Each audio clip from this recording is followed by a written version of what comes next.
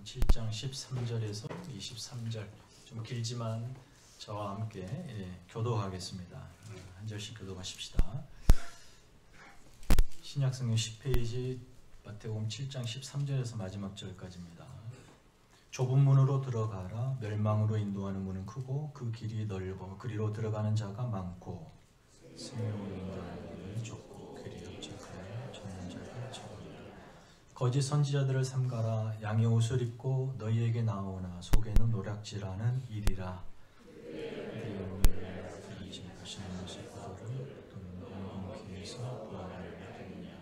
이와 같이 좋은 나무마다 아름다운 열매를 맺고 못된 나무가 나쁜 열매를 맺나니 좋은 나무가 나쁜 열매를 맺을 수 없고 못된 나무가 아름다운 열매를 맺을 수 없고 아름다운 열매를 맺지 아니하는 나무마다 찍혀 불에 던져지느니라. 그들의 나더러 주여 주여 하는 자마다 다 천국에 들어갈 것이 아니요 다만 하늘에 계신 내 아버지의 뜻대로 행하는 자라야 들어가리라.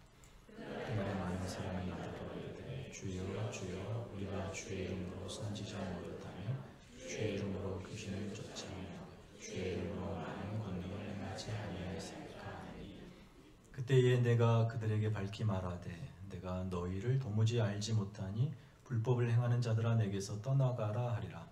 그러므로 누구든지 나의 이 말을 듣고 행하는 자는 그 집을 한 사람이 제게 지혜로운 사람 같으리니 비가 내리고 창수가 나고 바람이 불어 그 집에 부딪히되 무너지지 아니하나니 이는 주추를 반석 위에 놓은 까닭이요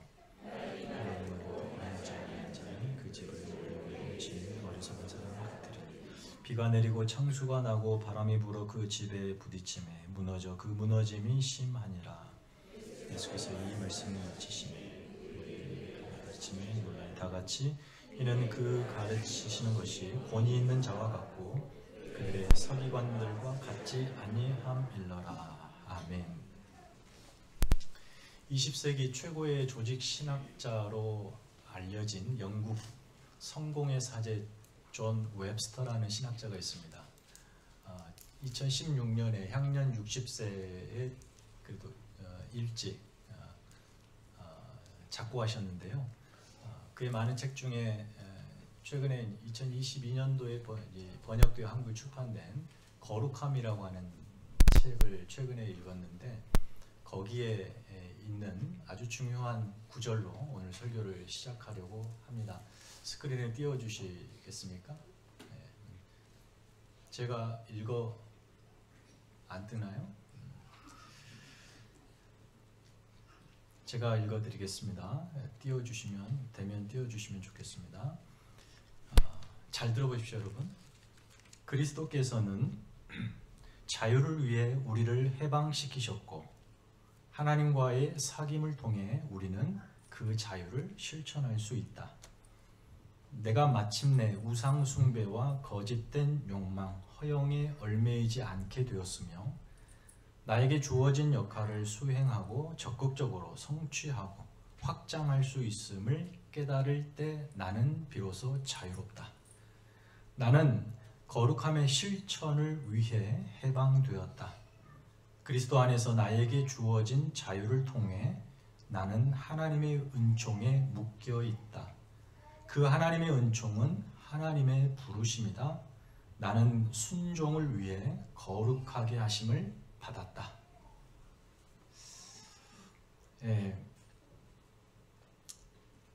하나님께서 우리를 거룩함의 실천을 위해 죄에서 해방시키셨답니다. 그리고 우리는 순종을 위해 거룩하게 하심을 받았대요.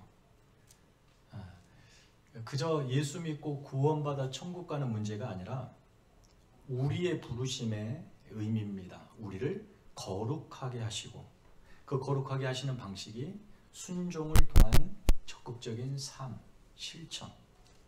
그러니까 우리가 지금까지 이제 산상수훈의 마지막 단계에 왔는데 그동안 살피면서 바로 이 산상수훈이 이런 삶을 강조하고 있어요.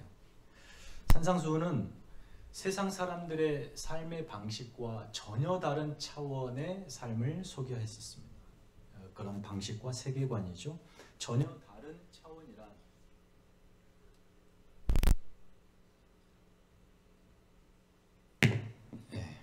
전혀 다른 차원이란 당시 세계관을 대변했던 유대교와 또 로마 세계, 그들의 세계관과 전혀 다른 그것으로부터 구별된 세계관이라는 것을 의미합니다. 세상 사람들과 비교해서 도덕적으로 윤리적으로 좀 더 나은 수준의 어떤 삶이 아니라 그들과 전혀 다른 삶, 세상은 살아낼 수 없는 삶, 그게 뭐라고요? 거룩한 삶입니다.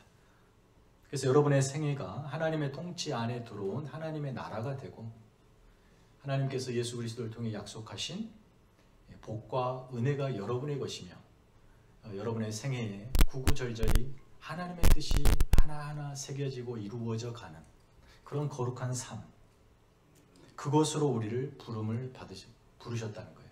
우리는 그렇게 부름받은 주님의 제자들입니다. 세상 사람들과 똑같은 방식으로 살면서 그저 한 주일에 이 주일 오전 11시 1시간 예배하는 것으로만 나는 크리스찬입니다 라고 말하는 것은 그 사람은 참 제자가 아닙니다. 세상 사람들처럼 늘 관심이 한 주 내내 세속적이고 물질적이면서 입으로 나는 주님을 사랑합니다. 그 사랑도 거짓입니다.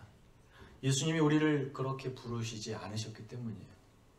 구원을 여러분이 무슨 티켓이나 자격증이나 띡하고 찍으면 확인되는 바코드점으로 생각해서는 안 됩니다. 정말 여러분이 예수를 믿는다면 내가 예수의 제자로 부름을 받았다는 사실을 인정하시고 그 부르심이 갖는 의미가 무엇인지에 여러분 생애를 더하셔야 됩니다. 예수님을 천국 가는 보증인, 여러분의 삶을 형통케 하는 어떤 부적중으로 믿고 생각하는 것은 그 자체가 신성모독입니다. 그런데 예수님 시대 1세기에 유대 종교 지도자들이 하나님을 그렇게 믿었습니다. 물론 그들은 우리처럼 말로만 예수 사랑합니다, 믿습니다라고 하지 않고 대단히 적극적이고 열심히 있는 율법의 삶을 살았습니다. 행동했죠. 하지만 그 모든 행동이 하나님 앞에서가 아니라 사람 앞에서였습니다. 그래서 하나님 앞에서는 거짓과 위선이었습니다. 그리고 사람 앞에서는 그들을 방임했던 것이죠. 그래서 입술과 행위로는 누구보다 하나님을 잘 믿는 신앙인인 것 같지만 그들의 내면에는 하나님을 이용해 탐심을 채우고 사람 앞에서 자기 의를 드러내는데 급급했던 그런 종교인이었습니다. 자기 의란 자기 치장과 과시를 통해서 사람들로부터 칭찬과 명성을 얻는 것을 의미합니다. 자의대로 자기들이 마음대로 율법을 해석하고 적용했어요. 종교적 형식은 화려했는데 그 안에 담은 내용은 아무것도 없었습니다. 그들은 물질을 사랑했습니다.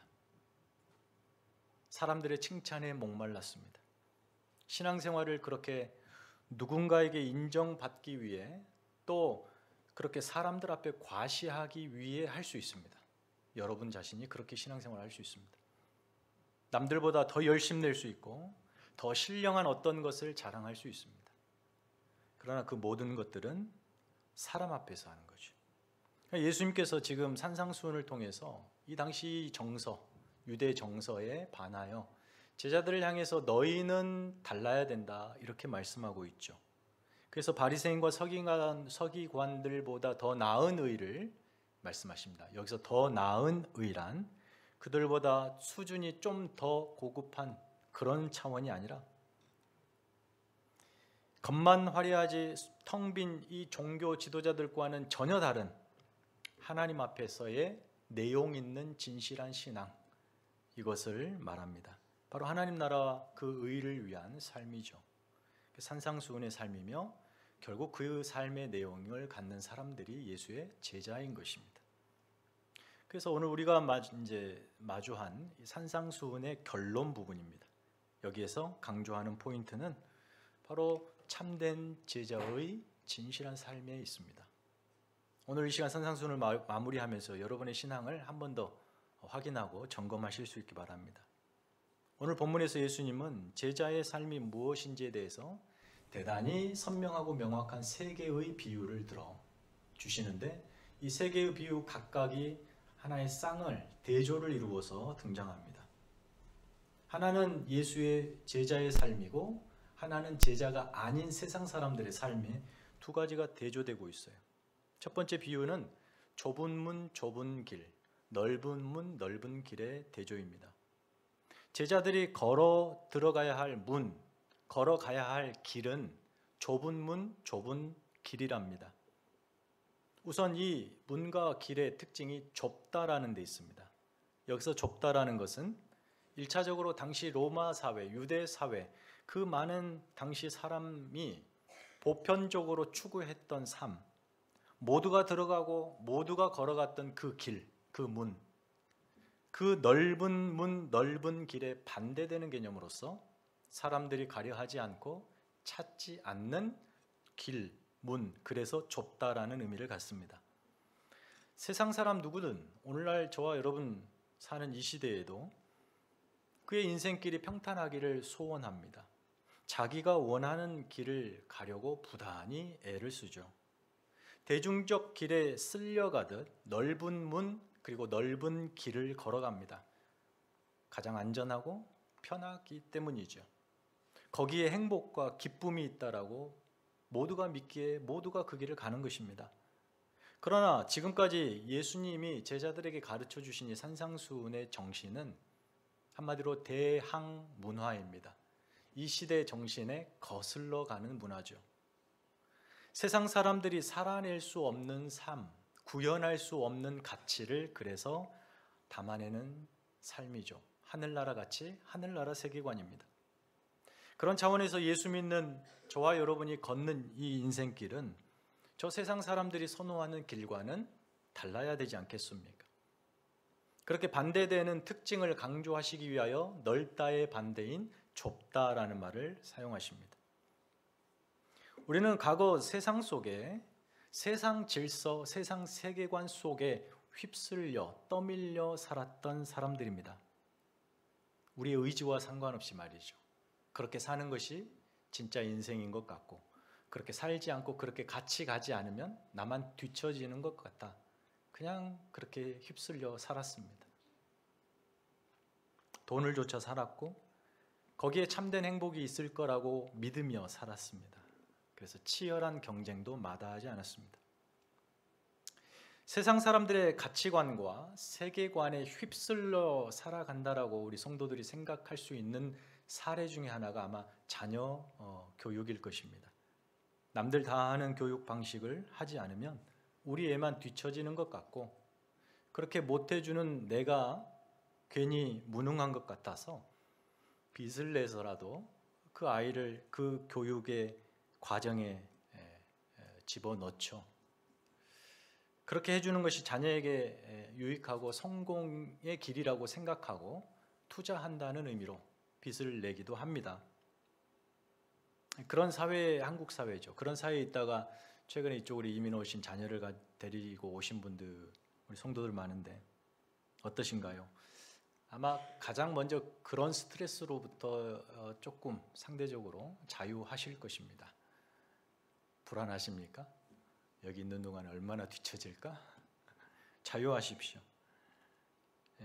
그렇게 삶 절반이 세상 가치를 쫓아 살았고 그것이 인생의 행복이고 기쁨이라고 살았던 우리를 하나님께서는 값없는 은혜로 우리를 세상 밖으로 끄집어내시고 예수 안으로 품어주셨습니다.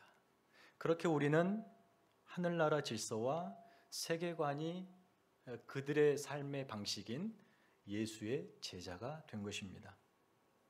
그리고 우리를 그렇게 변화시키시고 거듭나게 하신 후에 다시 세상 속으로 밀어넣으시죠. 세상으로 보냄을 받습니다. 그럼 다시 보냄받아 옛날처럼 다시 사는가? 그렇지 않죠. 그 옛날 질서가 여전한 그곳에 들어가서 그 질서를 거스르는 천국의 질서를 살아내는 사람들, 바로 저와 여러분이 성도이자 교회인 것이죠. 그렇게 그 방식으로 세상을 변화시키는 소금과 빛인 것입니다. 다른 방법이 없어요. 세상 사람들이 휩쓸려 걸어가는 것에 동참하여 함께 가면서 그들을 변화시킬 수 없습니다. 말하자면 그들이 밀려가는 방향과 반대로 서서 그들을 마주보며 이 길로 가는 것이 아닙니다라고 우리가 가야 될 인간의 참된 길은 이 길입니다라고 소개할 때에는 그들과 반드시 마주 서야 합니다. 물론 어깨동무하고 함께 이렇게 갈 수도 있겠습니다만 돌아서야 합니다. 궁극적으로는 그 질서를 소개해야 하기 때문에 함께 쓸려가면은 전혀 마찰력이라는 것이 발생하지 않잖아요. 그러나 돌아서는 순간 엄청난 마찰력을 몸으로 받아내야 합니다. 세상이 우리를 향하여 우리를 대하는 방식이죠. 갈등이며 반대이고 거절입니다. 세상으로 우리를 보내신 목적이 그것입니다.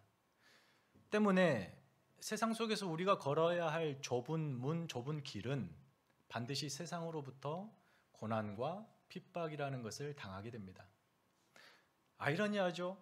교회가 세상을 위해 유일하게 존재하는 공동체임에도 불구하고 세상은 자신들을 위하는 교회를 싫어합니다. 거부합니다. 왜 그렇죠? 그들과 세계관이 달라서 그래요. 불편하거든요. 이해가 안 되거든요. 짜증이 나거든요. 세상이 여러분을 향하여 짜증내시면 여러분은 잘 살고 있는 거예요. 세상이 여러분과 친구처럼 아무런 불편함이 없으면 좀 생각을 해보셔야 돼요. 바로 그것이 제자의 삶이에요. 좁은 길이란 거기에는 고난이 있습니다. 갈등이 있어요. 나중에 10장에 넘어가면 예수님께서 제자들에게 그 얘기를 하십니다. 너희가 나를 따라오는 그 길을 갈 때에는 세상으로부터 말할 수 없는 핍박을 받을 것이다. 이 동네에서 핍박을 받을 것이다. 그러면 그 동네에서 나와 다른 동네로 가라. 다른 동네에서도 핍박을 받을 것이다. 그렇게 옮겨가는 삶이 제자의 삶이래요. 가고 싶겠습니까? 그러나 우리를 그 자리로 부르셨다는 거죠. 제자가 걷는 이 좁은 문, 좁은 길의 두 번째 특징이 있습니다. 성경을 보시면 그것이 바로 비록 우리가 걷는 길이 좁지만 그 길이 생명길이랍니다. 그럼 반면에 저 세상 사람들이 와르르 걸어가는 인산인해를 이루는 그 길은 넓은 길은 사망길이랍니다. 이것은 다만 여러분이 제자로서 좁은 길을 가다가 고생해서 마침내 그 끝자락에 가서 생명을 만난다 이런 말이 아니에요. 가는 내내 생명을 경험한다 이 말이죠. 그 길 과정 내내 제자들은 생명을 맛보고 저 세상 사람들은 사망을 맛보는 길입니다. 산상수훈의 포문을 열었던 게 뭐죠? 팔복이죠. 예수님이 팔복을 미래적 시제로 소개하지 않습니다. 현재입니다. 예수 안에 들어온 너희가 복된 존재라는 거예요. 그래서 생명이 지금 너희에게 주어졌습니다. 경험됩니다. 이렇게 말하는 거예요. 예수 안에 들어온 그때부터 넉넉하고 풍성한 생명 속에 살아가는 존재. 하지만 예수 밖에 있는 세상 사람들은요, 인생 다 살고 마지막 끝에 사망을 경험하는 것이 아니라 그들이 가는 내내 생명에서 단절된 죽음을 맛보며 걸어가는 길입니다. 넓은 문, 넓은 길에는 어떤 생명도 맛볼 수 없습니다. 그의 생명은 낭비와 소비요, 점점 소멸되어 갈 뿐입니다.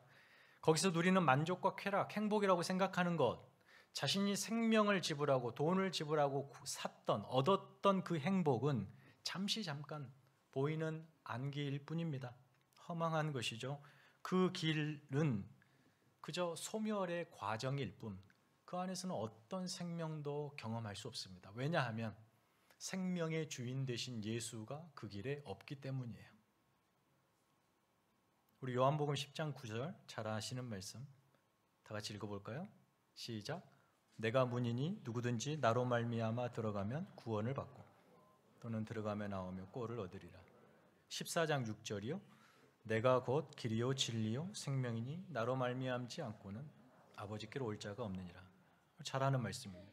우리가 들어간 문, 우리가 걸어가는 길, 사실 그 문과 길이 예수랍니다. 그래서 거기에 생명이 있는 것이죠. 그 문에 들어가고 그 길을 걸으며 생명을 풍성히 얻고 결국 그 길이 하나님의 영원한 나라로 향하고 있습니다. 이것이 우리가 걷는 좁은 길이란 말입니다. 그러니 우리가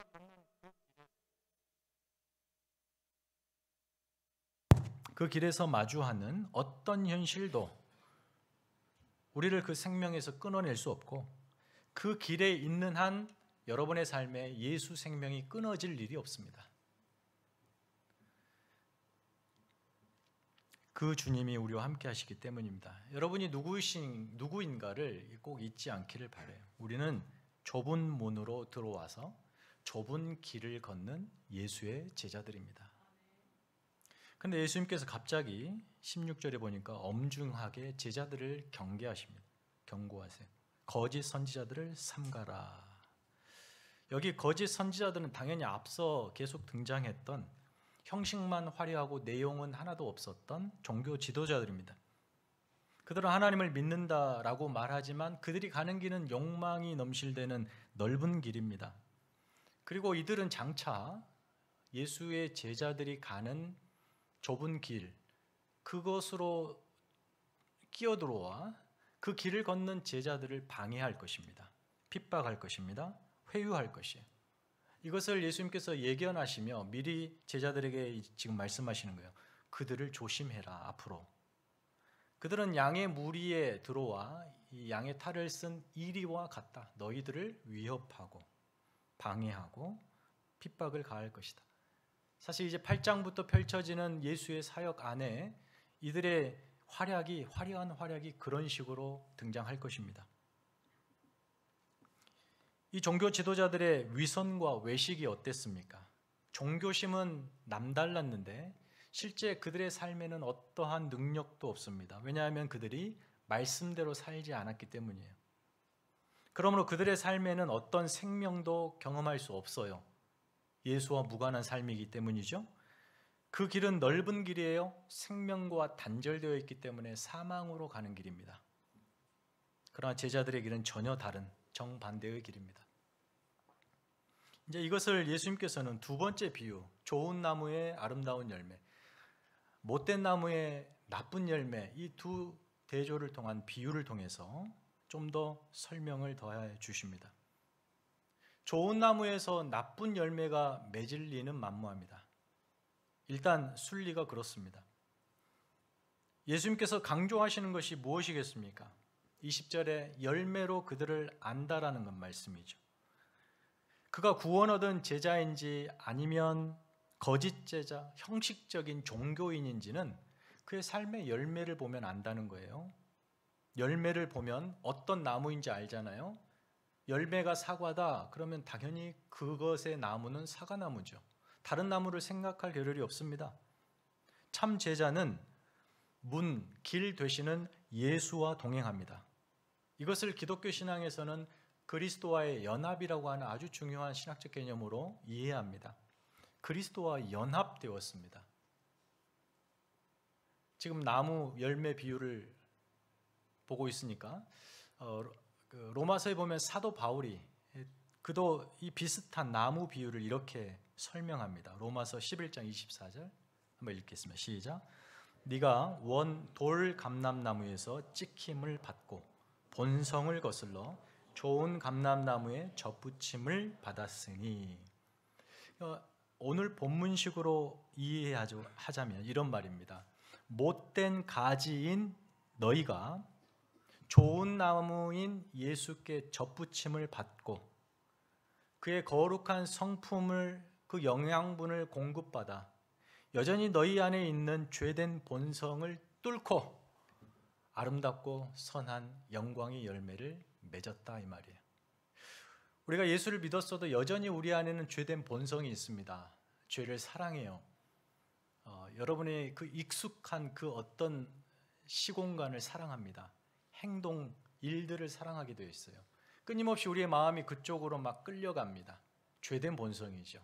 예수 믿었어도 열심히 신앙생활 하셔도, 여기 서 있는 목사도 그런 본성이 끊임없이 일어납니다. 그런데 우리가 예수에게 딱 달라붙어 있으면 그분으로부터 오는 신령한 영양분 때문에 그 본성을 짓누르고 있는 내 내면을 그 말씀의 능력이, 영적인 영양분의 능력으로 뚫고 나와 거슬러 삶에 펼쳐지는 아름다운 열매가 맺혀진다, 이렇게 말씀하고 있는 거죠. 거룩한 열매, 여러분이 아시다시피 갈라디아서 5장 22절에 성령의 열매들입니다. 그런 열매들은 여러분이 노력하고 또 여러분 안에 있는 실력으로 맺어지는 것들이 아니에요. 좋은 나무로부터 뿜어져 오는 자양분들이고 영양분들의 결과입니다. 예수로부터 맺어지는 것들이죠. 여러분이 이제 나쁜 나무 가지였다가 좋은 나무 가지가 된 건데 여러분이 할 일이 무엇이겠습니까? 예수 안에 탁 달라붙어 있는 겁니다. 그분으로부터 오는 수많은 공급, 영양들을 잘 공급받는 것입니다. 그러면 반드시 아름다운 열매는 맺혀지게 돼 있어요. 하지만 종교 지도자들은 그렇지 않았습니다. 하나님께 붙어 있지 않았고 그들이 자랑하며 삶으로 맺었던 열매들이 어떤 것들인가요? 부, 물질적 부, 명성, 칭찬, 결국 자기 자랑이며 자기 의였습니다. 여기서 나쁜 열매라고 하는 것은 열매 자체가 나쁘다는 것도 있지만 나쁜 열매를 맺을 수밖에 없는 나무의 나쁨을 강조하는 겁니다. 나쁘다는 것은 죄의 결과로 맺혀지는 것이기 때문에 나무 자체가 악한 거예요. 이것이 바로 자기 의를 맺는 열매와 나무들인 거죠. 이런 열매들을 보니까 바로 이 종교 지도자들은 하나님과 연합된 삶이 아니다라는 것이 확연히 나타나는 겁니다. 그들의 신앙의 관심은 그저 물질적 부와 성공이었습니다. 명성이었어요. 그 내면의 거룩함에 있지 않았습니다. 그들은 사람들로부터 칭찬과 존경과 자랑을 일삼는 것에 초점을 두었지 겉으로 화려한 이 모든 것들은 가면에 불과했어요. 그들은 예수와의 연합을 거절합니다. 자신들이 잘려나간 가지, 나쁜 가지라는 사실을 인정하지 않아요. 그래서 나쁜 가지로서 오직 소망은 좋은 나무인 예수께 붙는 건데 그걸 인정하지 않고 끝까지 자기 의를 붙들고 하나님의 의를 거절하여 예수를 부정합니다. 예수 믿기를 거절하죠. 예수와 연합되어 있지 않기 때문에 이들의 삶에 맺혀지는 어떤 열매도 하나님 앞에 좋은 열매가 될 수 없습니다. 그러나 예수 생명으로 묶여있는 제자들은 다릅니다. 예수님께 붙어있는 가지로서 예수님의 성품과 이질적인 악한 성품이 있다 하더라도 그걸 뚫고 거룩한 성품이 열매를 맺혀지는 것입니다. 그러므로 우리가 예수께 붙어 있기 때문에 우리의 삶에는 악한 열매가 맺을 수 없고 무성한 가지만 있을 수도 없습니다.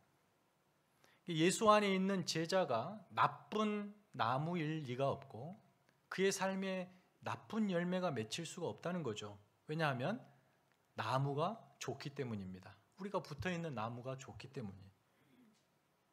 열매를 더디 맺을 수는 있습니다. 신앙생활 조만 했으면 열매가 있을 텐데 좀 기다릴 수 있습니다. 늦게 나올 수 있어요. 열매가 좀 설익을 수 있죠. 이제 막 열매처럼 맺은, 이게 열매라고 보기도 뭐 할 정도의 어쨌든 열매가 맺혔어요.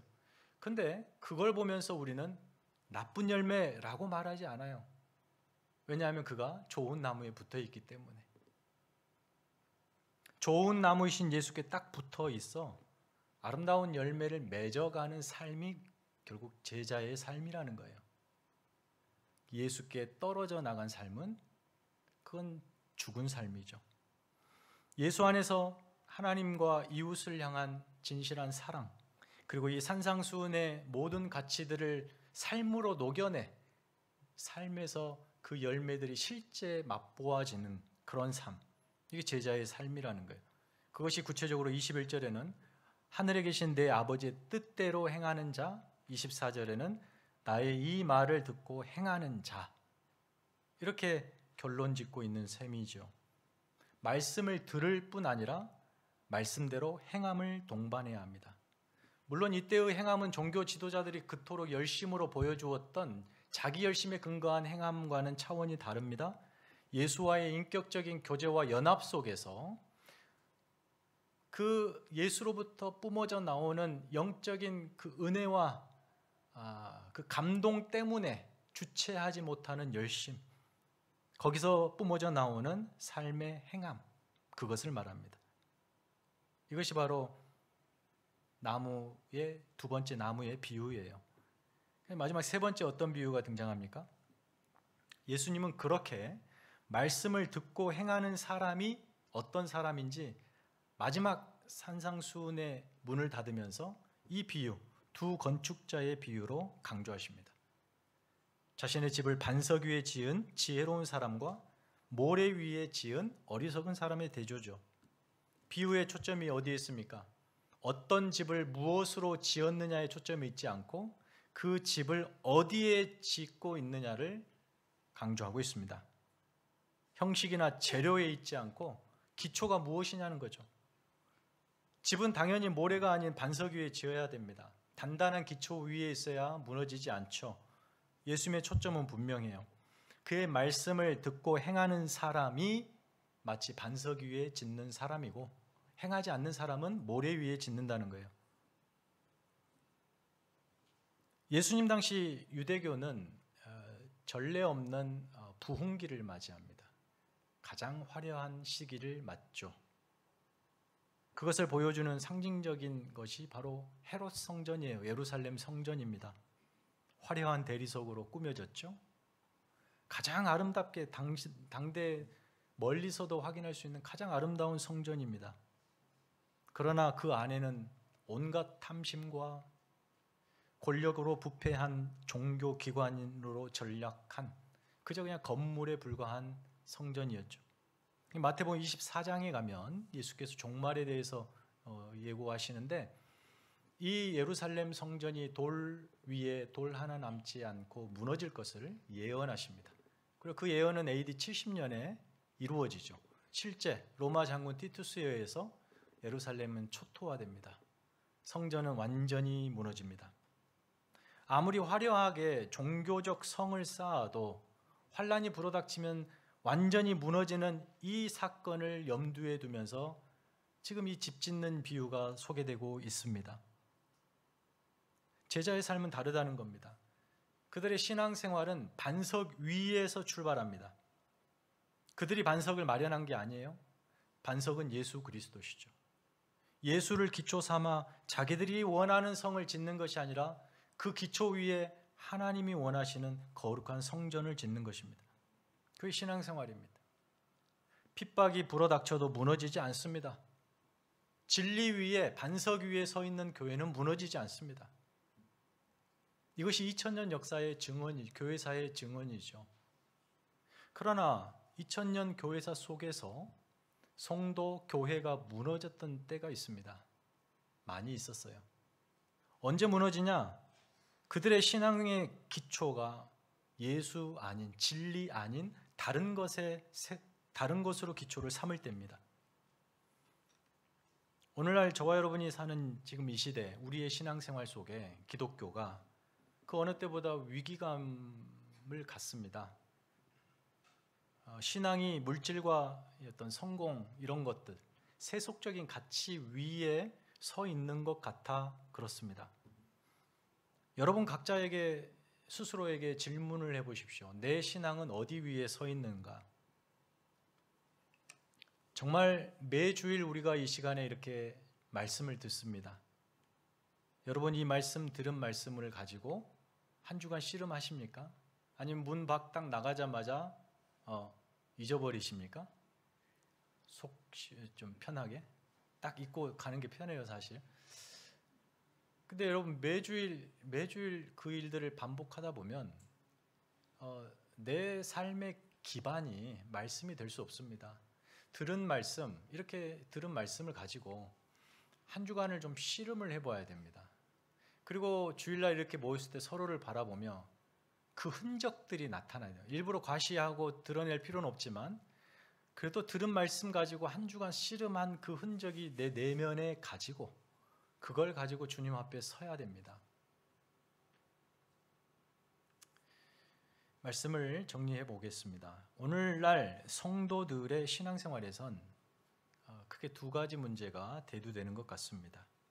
첫째, 내가 이미 좁은 문, 좁은 길에 들어섰고 예수께 접붙임을 받았고 그리고 반석 위에 서 있다라고 하는 이 사실을 간과하는 것 같아요. 그래서 예수 안에 있으면 만사형통 탄탄대로 모든 것이 복되고 잘된다, 성공한다라고 하는 세속적 가치로 오해하고 있는 것 같습니다. 예수님의 성품을 닮은 데는 관심이 없고 자신이 원하는 삶의 열매를 맺고 싶어서 그것을 위해 주님으로부터 자양분을 달라고 기도하는 꼴이 되죠. 예수를 반석 삼아 그분이 원하는 거룩한 성전을 지어야 되는데 내가 원하는 화려한 집을 짓고 싶어 합니다. 뭔가 안 맞습니다. 이질적이고 왜곡되어 있습니다. 우리는 그것이 신앙생활이 아니라는 것을 속히 깨달아야 합니다. 예수 믿는 것은 우리의 삶에 세속적 가치가 들어올 여지가 없다는 것을 의미해요. 우리는 세상의 가치와 비교할 수 없는 가치를 살아내며 세상 사람들의 존재와 전혀 다른 존재, 예수 생명, 그 영광, 아름다움으로 덧입은 그리스도의 제자라는 사실을 기억하셔야 합니다. 그래서 우리는 인생길을 함께 예수와 걷고 그분과 붙어 있어서 그분으로부터 오는 그분의 성품이 나의 성품이 되고 그리고 거룩한 내 인생집이 거룩한 성전이 되어 가는 것입니다.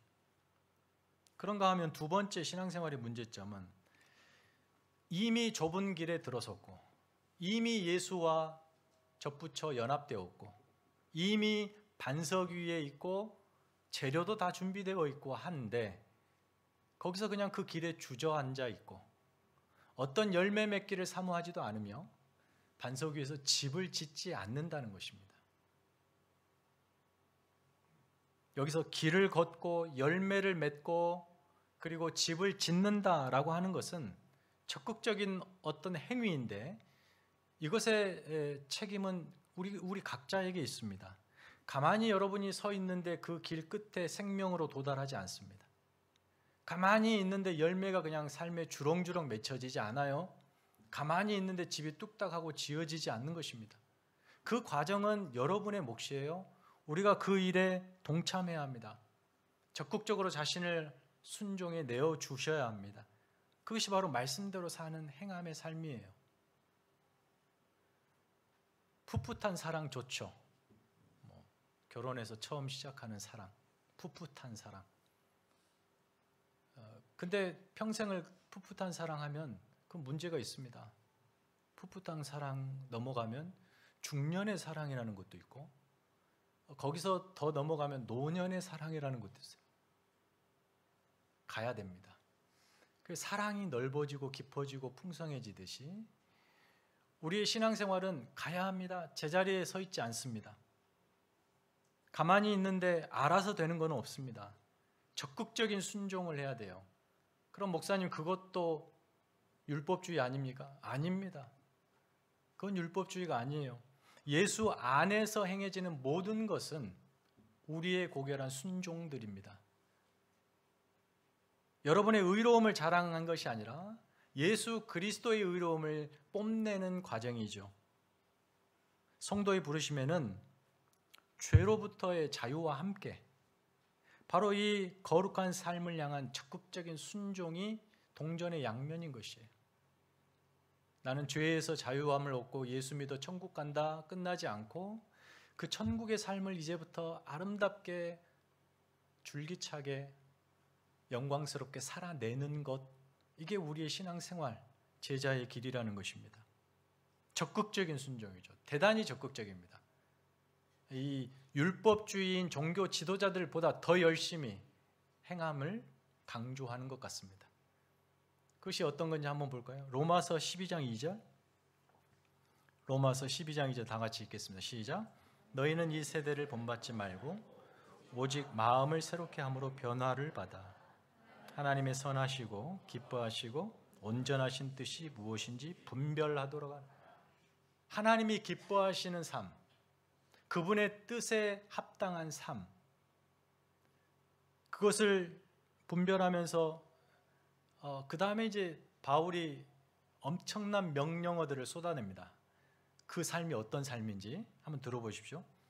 사랑에는 거짓이 없나니 악을 미워하고 선에 속하라. 악을 미워하랍니다.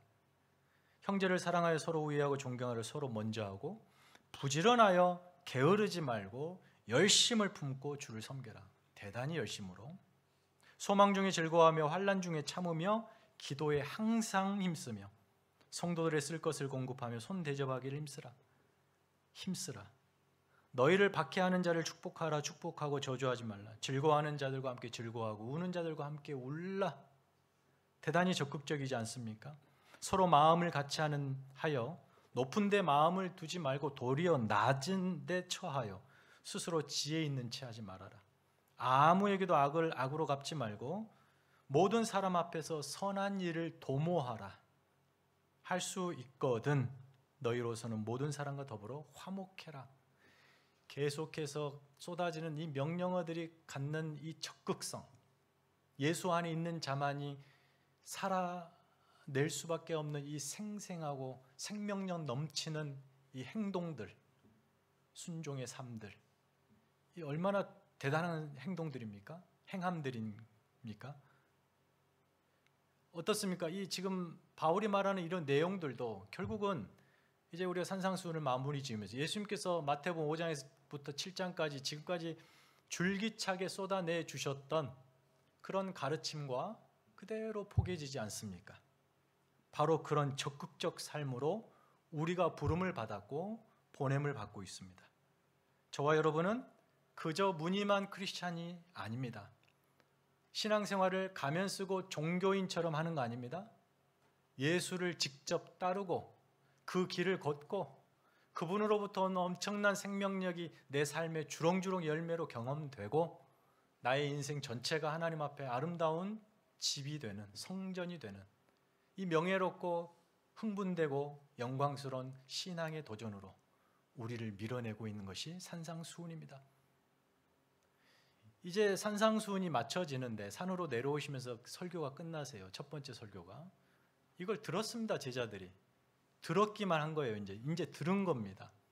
그럼 이대로 사는 삶의 내용은 무엇일까요? 이제 그것이 8장부터 펼쳐지는 예수와 함께하는 천국의 삶이에요. 제자의 삶이죠. 이제 다음 주부터 그 길을 함께 걸어가며 산상수훈의 삶이 내 삶에 녹아져 표현된다는 것이 무엇인지, 궁극적으로 제자의 삶이 어떤 삶인지, 하나님이 나에게 요구하시는 삶이, 신앙이 무엇인지를 확인하게 될 것입니다. 여러분에게 그런 은혜가 모두에게 있기를 축원합니다. 일어서서 찬양하십시다. 주님 다시 오실 때까지, 주님 다시 오실 때 왕이시라. 우리 말씀을 기억하시면서 여러분의 목소리 함께 기도하십시다. 우리의 부르심이 어떤 부르심인지 다시 한번 이 산상수훈을 마무리 지으면서 우리 가슴에 새깁시다. 하나님께서 우리를 거룩하게 부르셨습니다. 거룩한 실천을 위하여. 그렇게 우리는 하나님의 은혜에 묶여 있습니다. 예수와 연합되어 있어요. 그분과 함께 길을 걷고 그분으로부터 영적인 자양분을 공급받으며 하나님 앞에 아름답게 열매 맺는 삶, 내 존재가 거룩해지고 고급해지고 아름답고 영광스럽고 명예로워지는 거예요. 여러분이 무엇을 가졌냐가 중요한 게 아닙니다. 여러분이 지금 누구와 함께 어떤 길을 걷고 있느냐가 중요한 거죠. 그 길을 걸을 때에 하나님이 여러분에게 요구하십니다. 순종입니다. 그것은 결코 부담스러운 것도 아니고 거북스러운 것도 아니에요. 그 길을 통하여 여러분을 아름답게 하시려는 하나님의 은혜입니다. 그 거룩함의 실천에 적극적으로 여러분의 삶을 내어주시고 산상수훈의 삶이 오롯이 여러분의 삶에 녹아져서 주님 기뻐하시는 인생, 거룩한 삶을 사시기를 바라며 간절히 하나님 앞에 기도하시겠습니다. 하나님 아버지 감사합니다. 하나님 앞에 영광이 되는 거룩한 삶으로 우리를 부르시옵소서. 하나님 감사합니다. 그리스도께서 우리에게 자유를 주시려고 십자가에 자기 생명을 내어 놓으신 까닭을 건 그저 천국 가는 문제가 아니라 우리의 삶 전부가 하나님 앞에 아름답고 영광스럽고 거룩한 삶이 되게 하기 위해서 그토록 십자가의 고난과 죽음을 생명을 내어주기까지 우리를 사랑하셨습니다. 그 사랑을 입은 자로서 매일의 우리의 삶이 하나님과 동행하며 하나님 안에서 펼쳐지는 거룩한 삶이 되게 하여 주시옵소서. 하나님의 은총이 깃들은 아름다운 삶이 되게 하시고 바로 우리를 그렇게 부르셨다는 사실을 놓지 않고 비록 우리가 발딛고 살아가는 세상이 여전히 세속 가치들이 넘실대는 그 자리에 있지만 내 삶의 자리는 하나님 나라가 되고 하나님이 통치하셔 하나님의 뜻이 이루어지는 거룩한 나라가 되게 하여 주시옵소서. 우리의 가정이 거룩한 교회가 되게 하시고 우리의 교회가 하나님 나라가 되게 하시옵소서. 우리의 모든 삶을 통하여 오직 하나님만이 영광을 받아 주시옵소서. 이제는 우리 구주 예수 그리스도의 은혜와 하나님 아버지의 크고 놀라우신 사랑과 성령님의 교통하심이 산상수훈의 삶이 내 삶의 질서요 가치요 세계관이 되기를 사모하는 사랑하는 성도들의 머리 위에 가정 위에 일터 위에 지금부터 영원까지 함께 있을지어다. 아멘.